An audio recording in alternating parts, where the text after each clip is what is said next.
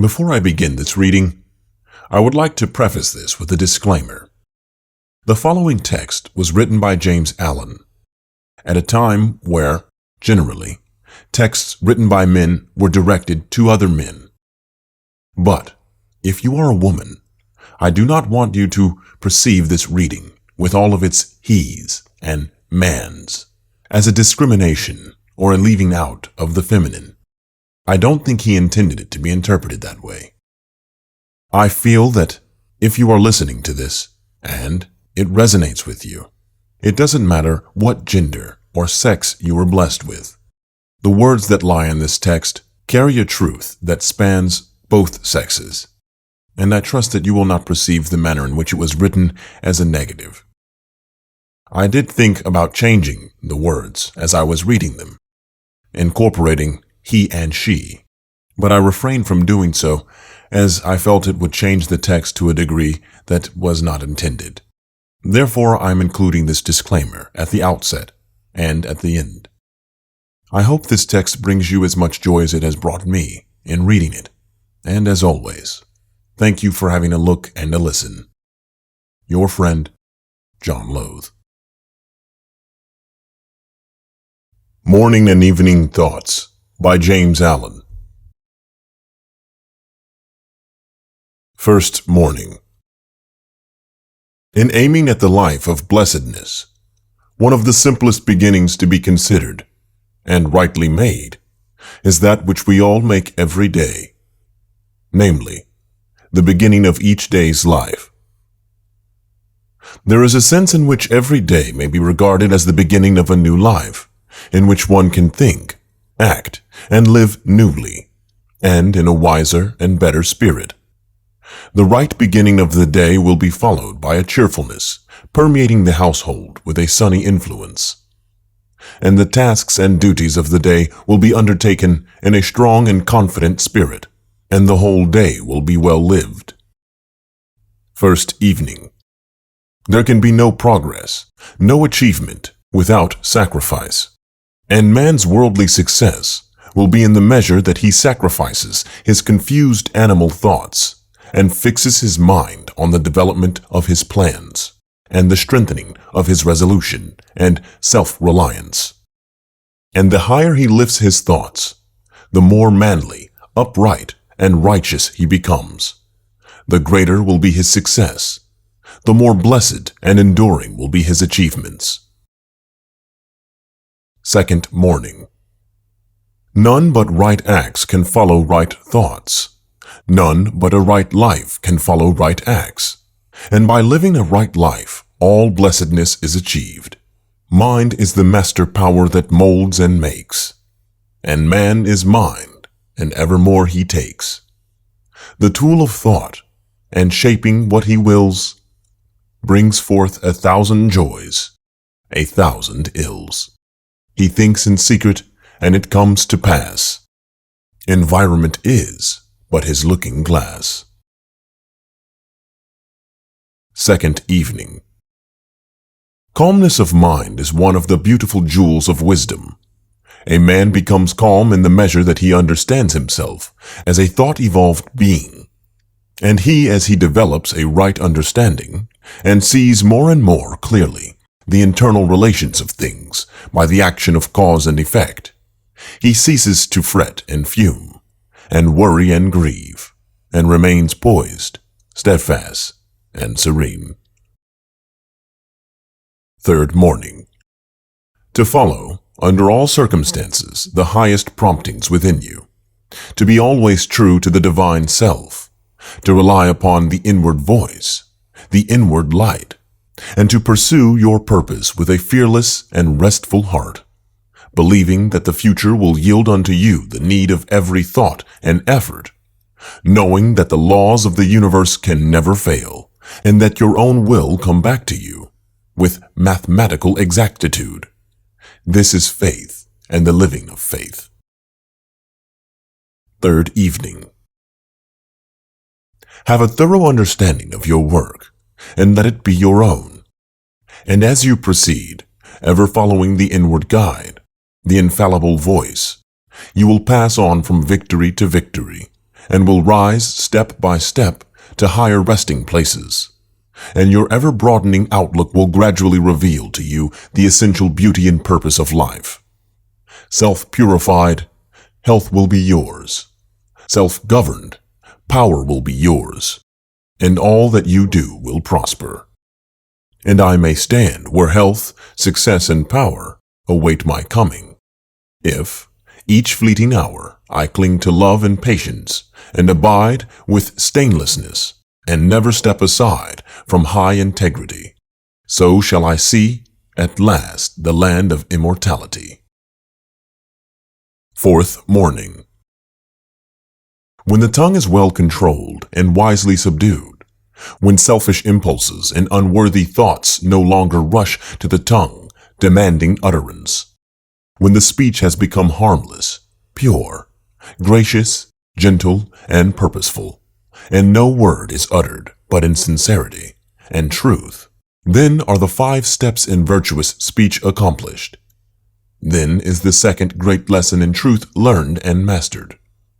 Make pure thy heart, and thou wilt make thy life rich, sweet, and beautiful. Fourth evening. Having clothed himself with humility, the first questions a man asks himself are, how am I acting towards others? What am I doing to others? How am I thinking of others? Are my thoughts of and acts towards others prompted by unselfish love? As a man, in the silence of his soul, asks himself these searching questions, he will unerringly see where he has hitherto failed. Fifth morning. To dwell in love always and towards all is to live the true life, is to have life itself. Knowing this, the good man gives up himself unreservedly to the spirit of love, and dwells in love towards all, contending with none, condemning none, but loving all. The Christ spirit of love puts an end not only to all sin, but to all division and contention. Fifth evening. When sin and self are abandoned, the heart is restored to its imperishable joy. Joy comes and fills the self-emptied heart. It abides with the peaceful. Its reign is with the pure. Joy flees from the selfish. It deserts the quarrelsome. It is hidden from the impure. Joy cannot remain with the selfish. It is wedded to love. Sixth morning. In the pure heart there is no room left where personal judgments and hatreds can find lodgment, for it is filled to overflowing with tenderness and love. It sees no evil, and only as men succeed in seeing no evil in others will they become free from sin and sorrow and suffering. If men only understood that the heart that sins must sorrow, that the hateful mind tomorrow reaps its barren harvest, weeping, starving, resting not, nor sleeping, tenderness would fill their being.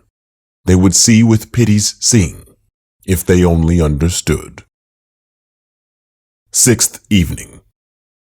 To stand face to face with truth, to arrive after innumerable wanderings and pains at wisdom and bliss, not to be finally defeated and cast out, but to ultimately triumph over every inward foe, such is man's divine destiny, such his glorious goal. And this every saint, sage, and savior has declared. A man only begins to be a man when he ceases to whine and revel, and commences to search for the hidden justice which regulates his life. And as he adapts his mind to that regulating factor, he ceases to accuse others as the cause of his condition, and builds himself up in strong and noble thoughts, ceases to kick against circumstances, but begins to use them as aids to his more rapid progress, and as a means of discovering the hidden power and possibilities within himself. Seventh morning. The will to evil and the will to good are both within thee. Which wilt thou employ? Thou knowest what is right and what is wrong. Which wilt thou love and foster?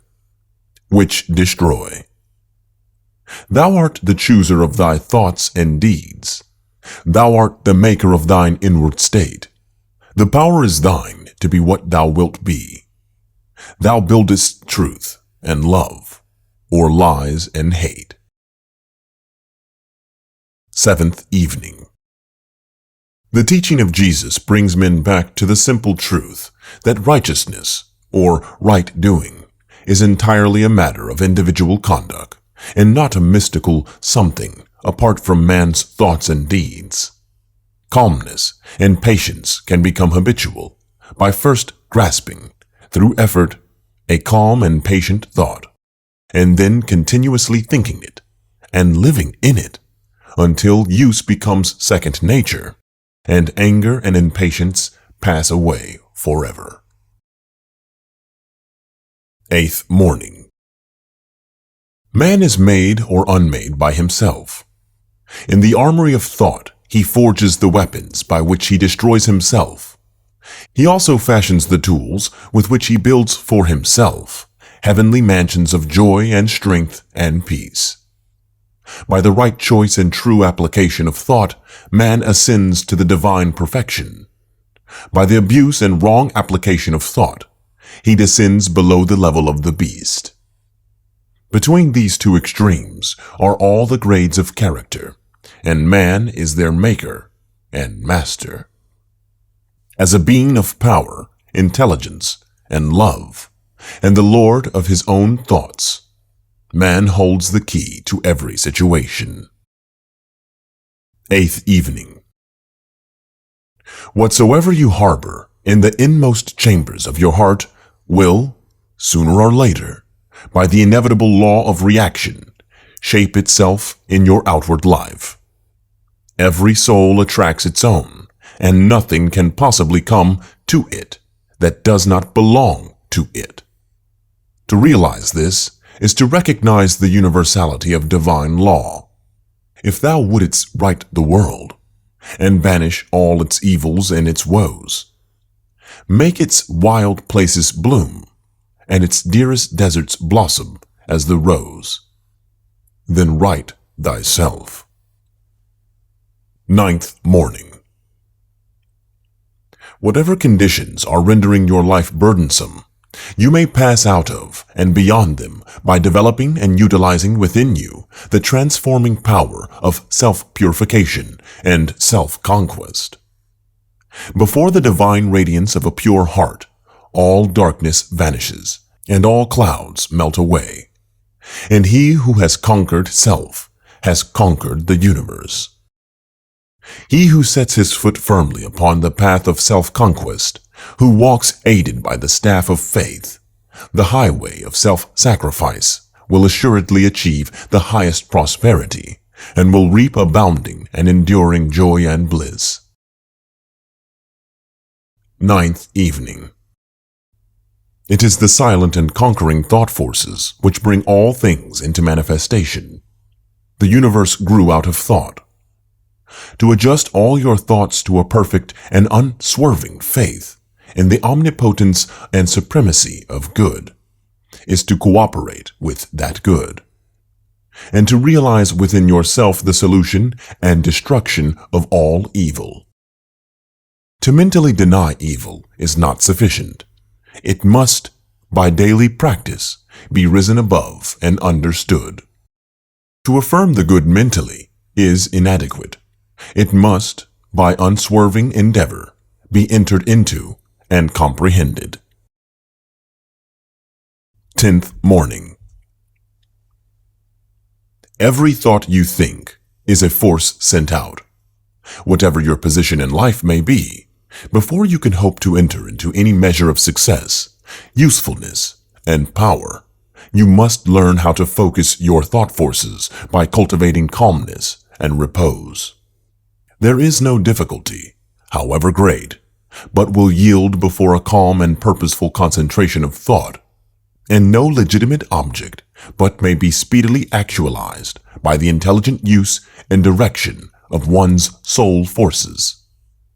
Think good thoughts, and they will quickly become actualized in your outward life in the form of good conditions. 10th evening. That which you would be and hope to be, you may be now. Non-accomplishment resides in your perpetual postponement, and, having the power to postpone, you also have the power to accomplish, to perpetually accomplish. Realize this truth, and you shall be, today and every day, the ideal being of whom you dreamed. Say to yourself, I will live in my ideal now. I will manifest my ideal now. I will be my ideal now. And all that tempts me away from my ideal, I will not listen to. I will listen only to the voice of my ideal. 11th morning. Be as a flower, content to be, to grow in sweetness day by day. If thou wouldst perfect thyself in knowledge, perfect thyself in love. If thou wouldst reach the highest, ceaselessly cultivate a loving and compassionate heart. To him who chooses goodness, sacrificing all, is given that which is more than and includes all. 11th evening. The great law never cheats any man of his just due. Human life, when rightly lived, is simple with a beautiful simplicity. He who comprehends the utter simplicity of life, who obeys its laws and does not step aside into the dark paths and complex mazes of selfish desire, stands where no harm can reach him. Then there is fullness of joy, abounding plenty, and rich and complete blessedness. 12th morning. Every man reaps the results of his own thoughts and deeds, and suffers for his own wrong. He who begins right and continues right does not need to desire and search for felicitous results. They are already at hand. They follow as consequences. They are the certainties, the realities of life. Sweet is the rest and deep is the bliss of him who has freed his heart from its lusts and hatreds and dark desires. 12th evening. You are the creator of your own shadows. You desire, and then you grieve. Renounce, and then you shall rejoice.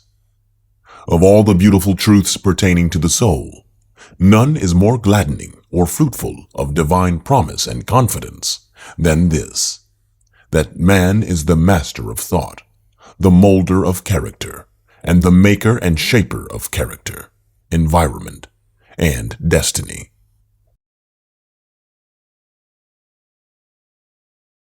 Thirteenth morning. In darkness is a passing shadow, and light is a substance that remains. So sorrow is fleeting, but joy abides forever. No true thing can pass away and become lost. No false thing can remain and be preserved. Sorrow is false, and it cannot live. Joy is true, and it cannot die. Joy may become hidden for a time, but it can always be recovered. Sorrow may remain for a period, but it can be transcended and dispersed. Do not think your sorrow will remain. It will pass away like a cloud. Do not believe that the torments of sin are ever your portion. They will vanish like a hideous nightmare. Awake, arise, be holy and joyful. 13th evening. Tribulation lasts only so long as there remains some chaff of self which needs to be removed. The tribulum, or threshing machine, ceases to work when all the grain is separated from the chaff, and when the last impurities are blown away from the soul. Tribulation has completed its work, and there is no more need for it. Then abiding joy is realized. The sole and supreme use of suffering is to purify, to burn out all that is useless and impure. Suffering ceases for him who is pure. There could be no object in burning gold after the dross has been removed. 14th morning. In speaking of self-control, one is easily misunderstood. It should not be associated with a destructive repression, but with a constructive expression. A man is happy, wise, and great in the measure that he controls himself. He is wretched, foolish, and mean in the measure that he allows his animal nature to dominate his thoughts and actions. He who controls himself controls his life, his circumstances, his destiny. And wherever he goes, he carries his happiness with him as an abiding possession. Renunciation precedes regeneration. The permanent happiness which men seek in dissipation, excitement, and abandonment to unworthy pleasures is found only in the life which reverses all this, the life of self-control. 14th evening. Law, not confusion, is the dominating principle in the universe. Justice, not injustice, is the soul and substance of life. And righteousness, not corruption, is the molding and moving force in the spiritual government of the world. This being so, man has but the right himself to find that the universe is right. When I am pure, I shall have solved the mystery of life. I shall be sure. When I am free from hatred, lust, and strife, I am in truth, and truth abides in me. I shall be safe and sane and wholly free when I am pure. 15th morning. If men only understood that their hatred and resentment slays their peace and sweet contentment, hurts themselves, helps not another, does not cheer one lonely brother, they would seek the better doing of good deeds which leaves no ruing, if they only understood. If men only understood how love conquers, how prevailing is its might, grim hate assailing, how compassion endeth sorrow, maketh wise, and doth not borrow, pain of passion, they would ever live in love, in hatred never, if they only understood. 15th evening. The grace and beauty that were in Jesus can be of no value to you, cannot be understood by you, unless they are also in you, and they can never be in you until you practice them. For, apart from doing, the qualities which constitute goodness do not, as far as you are concerned, exist. To adore Jesus for his good qualities is a long step towards truth, but to practice those qualities is truth itself. And he who fully adores the perfection of another will not rest content in his own imperfection, but will fashion his soul after the likeness of that other. Therefore, thou who adorest Jesus for his divine qualities, practice those qualities thyself, and thou too shalt be divine. 16th morning. Let a man realize that life, in its totality, proceeds from the mind, and lo, the way of blessedness is opened up to him. For he will then discover that he possesses the power to rule his mind and to fashion it in accordance with his ideal. So will he elect to strongly and steadfastly walk those pathways of thought and action which are altogether excellent. To him, life will become beautiful and sacred, and, sooner or later, he will put to flight all evil, confusion, and suffering. For it is impossible for a man to fall short of liberation, enlightenment, and peace, who guards with unwearying diligence the gateway of his heart. 16th evening. By constantly overcoming self, A man gains a knowledge of the subtle intricacies of his mind, and it is this divine knowledge which enables him to become established in calmness. Without self-knowledge, there can be no abiding peace of mind, and those who are carried away by tempestuous passions cannot approach the holy place where calmness reigns. The weak man is like one who, having mounted a fiery steed, allows it to run away with him and carry him whithersoever it wills. The strong man is like one who, having mounted the steed, governs it with a masterly hand and makes it go in whatever direction and at whatever speed he commands. 17th morning. There is no strife, no selfishness in the kingdom.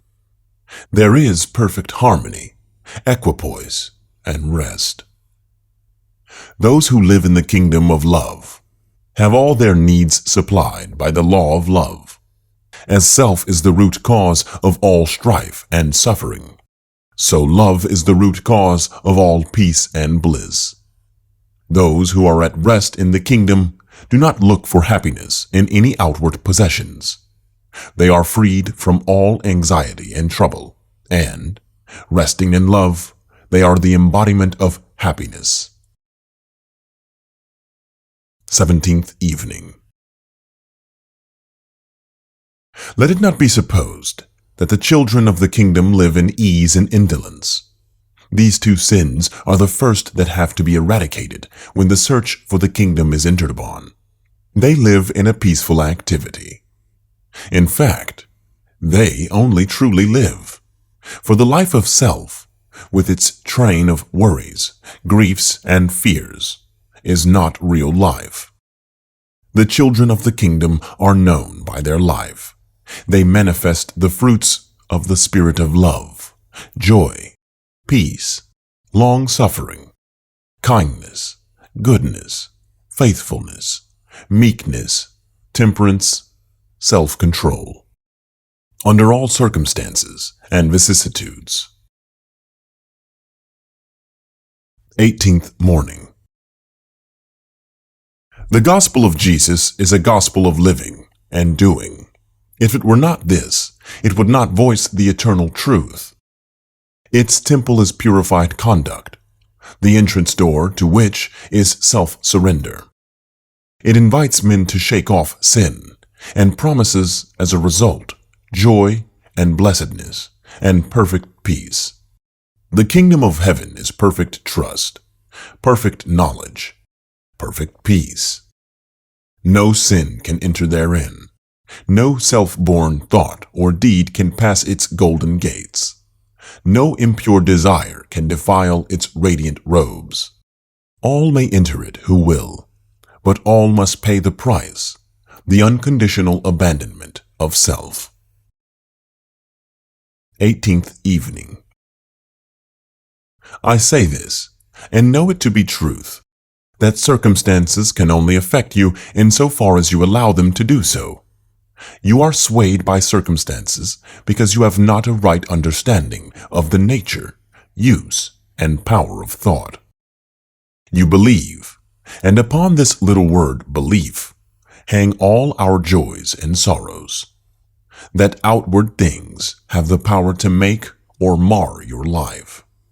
By so doing, you submit to those outward things, confess that you are their slave, and they your unconditional master. By so doing, you invest them with a power which they do not of themselves possess, and you succumb, in reality, not to the circumstances, but to the gloom or gladness, the fear or hope, the strength or weakness, which your thought sphere has thrown around them. 19th morning. If you are of those who are praying for and looking forward to a happier world beyond the grave, here is a message of gladness for you. You may enter into and realize that happy world now. It fills the whole universe, and it is within you, waiting for you to find, acknowledge, and possess.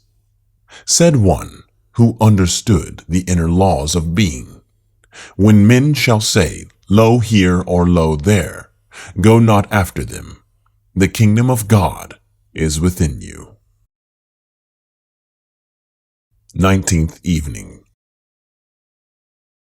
Heaven and hell are inward states. Sink into self and all its gratifications, and you sink into hell.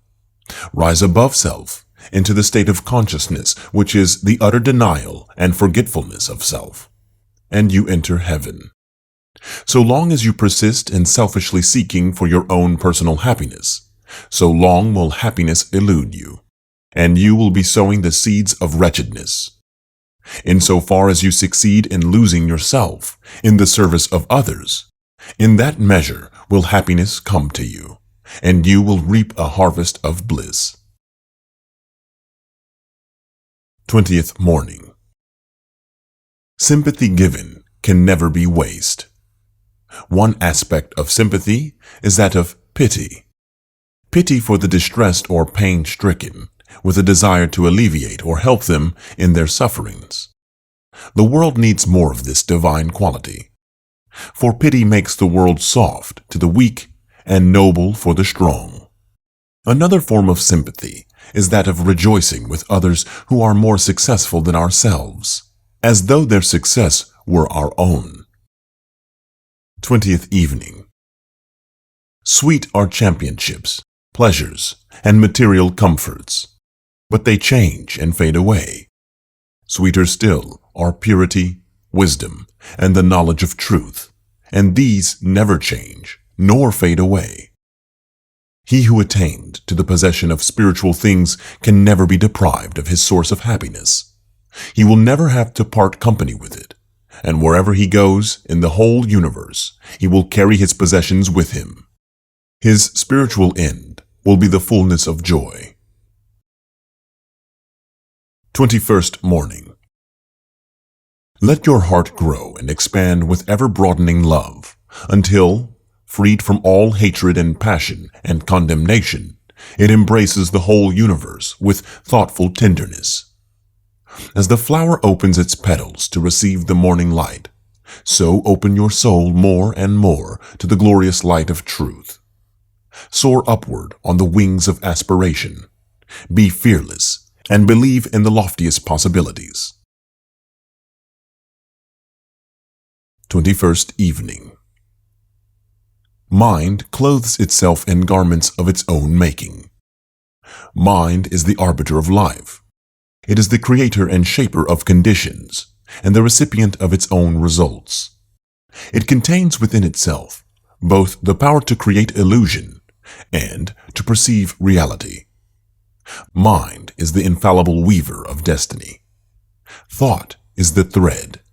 Good and evil deeds are the warp and woof, and the web woven upon the loom of life is character. Make pure thy heart, and thou wilt make thy life rich, sweet, and beautiful, unmarred by strife. 22nd morning. Cherish your visions. Cherish your ideals. Cherish the music that stirs in your heart, the beauty that forms in your mind, the loveliness that drapes your purest thoughts. For out of them will grow all delightful conditions, all heavenly environment. Of these, if you will remain true to them, your world will at last be built. Guard well thy mind, and noble, strong, and free, nothing shall harm, disturb, or conquer thee. For all thy foes are in thy heart and mind. There also thy salvation thou shalt find. 22nd evening. Dream lofty dreams, and as you dream, so shall you become. Your vision is the promise of what you shall one day be. Your ideal is the prophecy of what you shall at last unveil. The greatest achievement was at first, and for a time, a dream. The oak sleeps in the acorn. The bird waits in the egg. and in the highest vision of the soul, a waking angel stirs. Your circumstances may be uncongenial, but they shall not long remain so when you perceive an ideal and strive to reach it. 23rd morning. He who has conquered doubt and fear has conquered failure. His every thought is allied with power, and all difficulties are bravely met and wisely overcome. His purposes are seasonably planted, and they bloom and bring forth fruit which does not fall prematurely to the ground. Thought, allied fearlessly to purpose, becomes creative force. He who knows this is ready to become something higher and stronger than a mere bundle of wavering thoughts and fluctuating sensations. He who does this has become the conscious and intelligent wielder of his mental powers. 23rd evening. Man's true place in the cosmos is that of a king, not a slave, a commander under the law of good, and not a helpless tool in the region of evil. I write for men, not for babes, for those who are eager to learn and earnest to achieve, for those who will put away, for the world's good, a petty personal indulgence, a selfish desire, a mean thought, and live on as though it were not, sans craving and regret. Man is a master. If he were not, he could not act contrary to law. Evil and weakness are self-destructive. The universe is girt with goodness and strength, and it protects the good and the strong. The angry man is the weak man. 24th morning. Not by learning will a man triumph over evil. Not by much study will he overcome sin and sorrow. Only by conquering himself will he conquer evil. Only by practicing righteousness will he put an end to sorrow. Not for the clever, nor the learned, nor the self-confident is the life triumphant, but for the pure, the virtuous, and wise. The former achieve their particular success in life, but the latter alone achieve the great success so invincible and complete that even in apparent defeat it shines with added victory. 24th evening. The true silence is not merely a silent tongue. It is a silent mind. To merely hold one's tongue, and yet to carry about a disturbed and rankling mind, is no remedy for weakness and no source of power. Silentness, to be powerful, must envelop the whole mind, must permeate every chamber of the heart. It must be the silence of peace. To this broad, deep, abiding silentness, a man attains only in the measure that he conquers himself. 25th morning. By curbing his tongue, a man gains possession of his mind. The fool babbles, gossips, argues, and bandies words. He glories in the fact that he has had the last word and has silenced his opponent. He exults in his own folly, is ever on the defensive, and wastes his energies in unprofitable channels. He is like a gardener who continues to dig and plant in unproductive soil. The wise man avoids idle words, gossips, vain argument, and self-defense. He is content to appear defeated, rejoices when he is defeated, knowing that, having found and removed another error in himself, he has thereby become wiser. Blessed is he who does not strive for the last word. 25th evening. Desire is the craving for possession. Aspiration is the hunger of the heart for peace. The craving for things leads ever farther and farther from peace, and not only ends in deprivation, but is in itself a state of perpetual want. Until it comes to an end, rest and satisfaction are impossible. The hunger for things can never be satisfied, but the hunger for peace can. And the satisfaction of peace is found, is fully possessed, when all selfish desire is abandoned. Then there is fullness of joy, abounding plenty, and rich and complete blessedness. 26th morning. A man will reach the kingdom by purifying himself, and he can only do this by pursuing a process of self-examination and self-analysis. The selfishness must be discovered and understood before it can be removed. It is powerless to remove itself, neither will it pass away of itself. Darkness ceases only when light is introduced, so ignorance can only be dispersed by knowledge, selfishness by love. A man must first of all be willing to lose himself, his self-seeking, before he can find himself, his divine self. He must realize that selfishness is not worth clinging to, that it is a master altogether unworthy of his service, and that divine goodness alone is worthy to be enthroned in his heart as the supreme master of his life. 26th evening. Be still, my soul, and know that peace is thine. Be steadfast, heart, and know that strength divine belongs to thee. Cease from thy turmoil, mind, and thou the everlasting rest shalt find. If a man would have peace, let him exercise the spirit of peace. If he would find love, let him dwell in the spirit of love. If he would escape suffering, let him cease to inflict it. If he would do noble things for humanity, let him cease to do ignoble things for himself.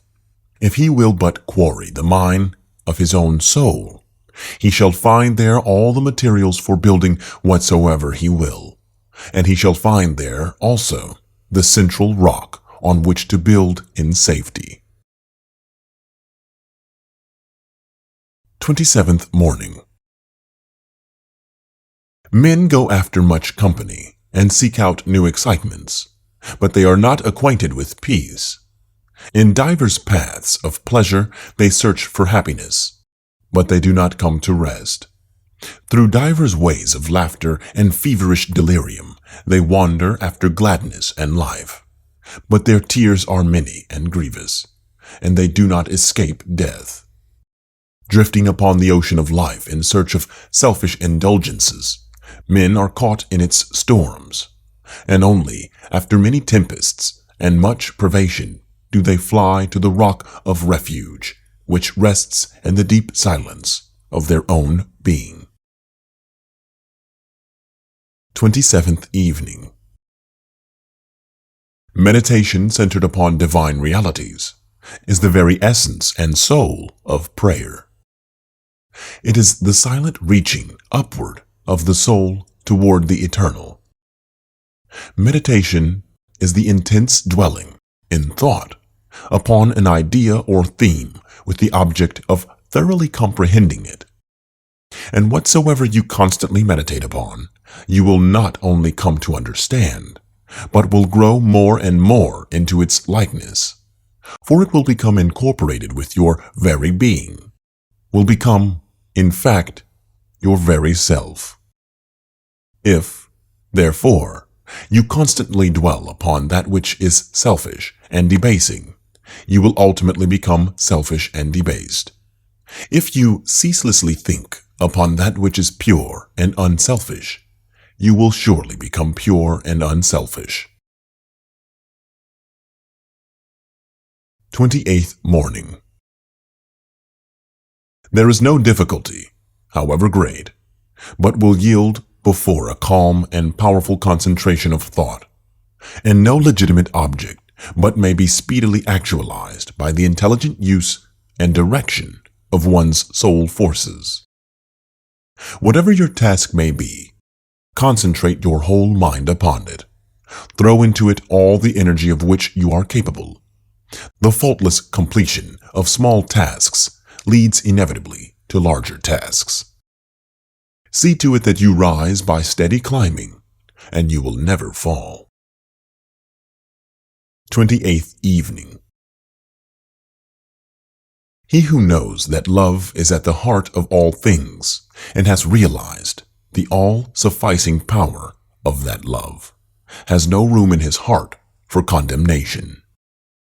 If you love people and speak of them with praise until they in some way thwart you or do something of which you disapprove, and then you dislike them and speak of them with dispraise, you are not governed by the love which is of God.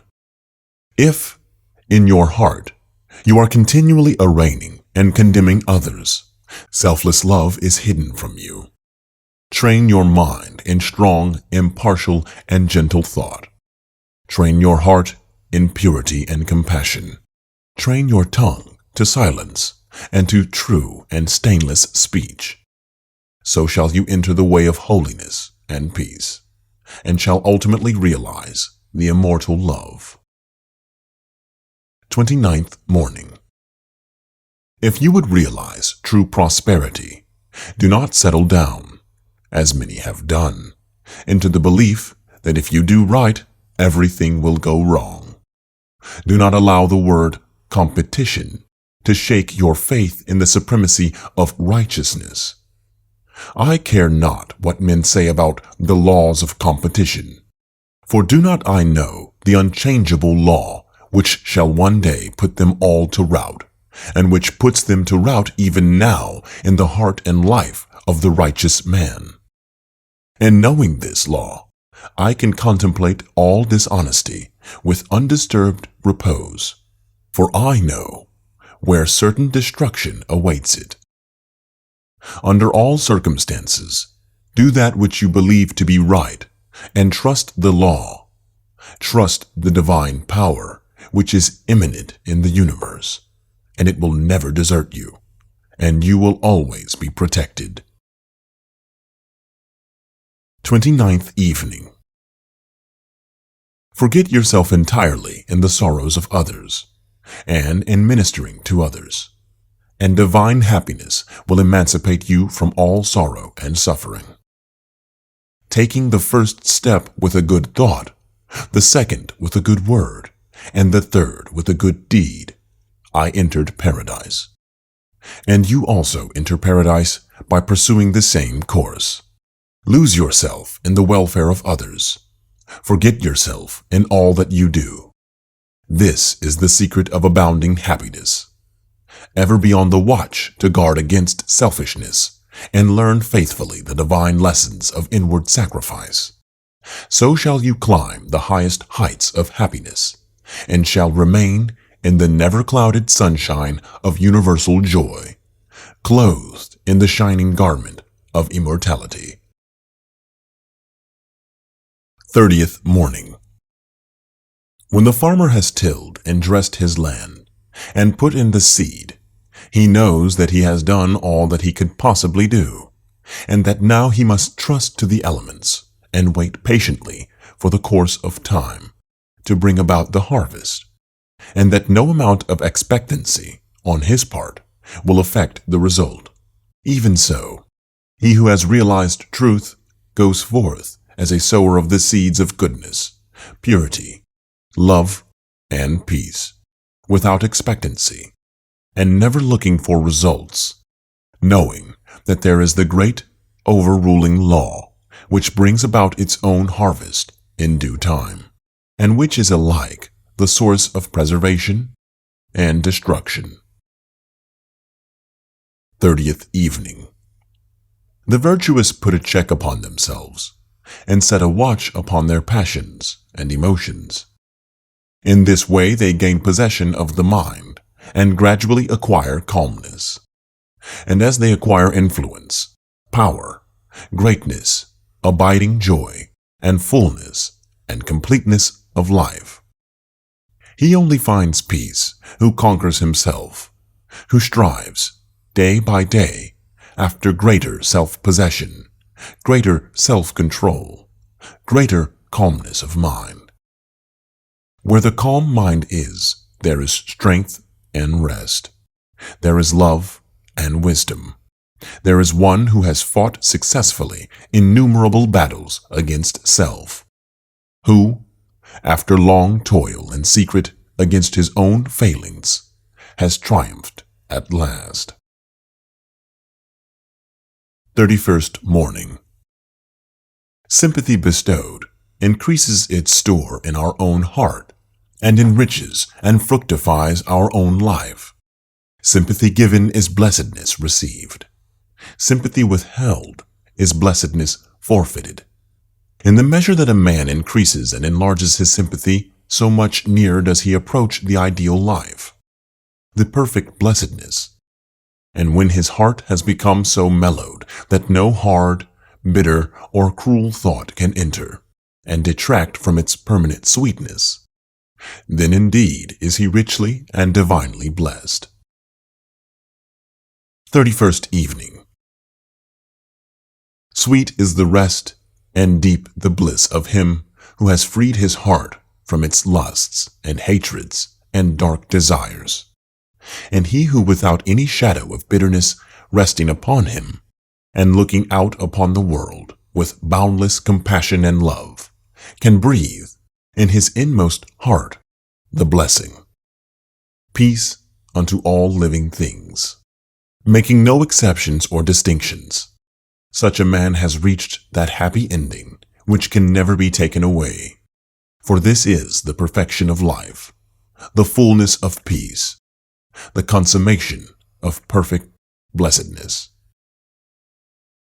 End of Morning and Evening Thoughts by James Allen. This was read by John Loth. The following text was written by James Allen at a time where, generally, texts written by men were directed to other men. But if you are a woman, I do not want you to perceive this reading with all of its he's and man's as a discrimination or a leaving out of the feminine. I don't think he intended it to be interpreted that way. I feel that if you are listening to this and it resonates with you, it doesn't matter what gender or sex you were blessed with. The words that lie in this text carry a truth that spans both sexes, and I trust that you will not perceive the manner in which it was written as a negative.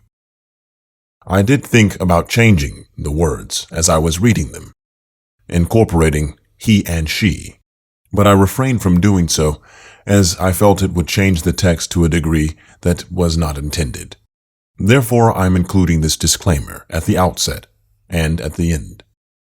I hope this text brings you as much joy as it has brought me in reading it, and as always, thank you for having a look and a listen. Your friend, John Loth.